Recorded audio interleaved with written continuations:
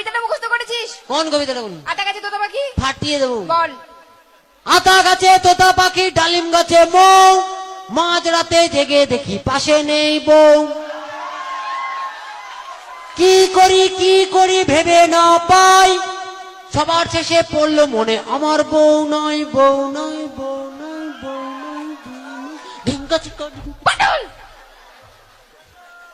কবিতাটা বই থেকে মুখস্থ করেছিস? বাবা এই কবিতাটা রবি ঠাকুর রচনা করে আমার বাবাকে দিয়েছিল, আমার বাবা আমাকে দিয়েছে, বলছে তুই পড়বি, তোর বড় বড় দাঁড়ি হবে। কি হবে?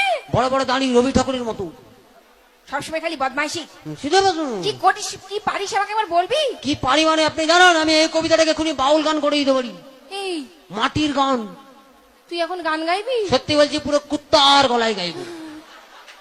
দাঁড়া। হ্যাঁ। আচ্ছা, আমাদের পটল একটা গান গাইবে বলছে, সবাই কি শুনবে? শুনবে? বলছি শোন। হ্যাঁ ভালো করে। হ্যাঁ। কারণ আমার মান সম্মানের ব্যাপার। মান সম্মান নিয়ে কোনো চাপ নেবেন না, ওকে আমি প্যান্ডেলের বাসে ঝুলিয়েই ছাড়বো, কোনো চাপ নেই। দাঁড়ান আরেকবার চার্জ নিয়ে দিতে। আচ্ছা পটল, হ্যাঁ। এটা কি চার্জ? এটা কুত্তা চার্জ।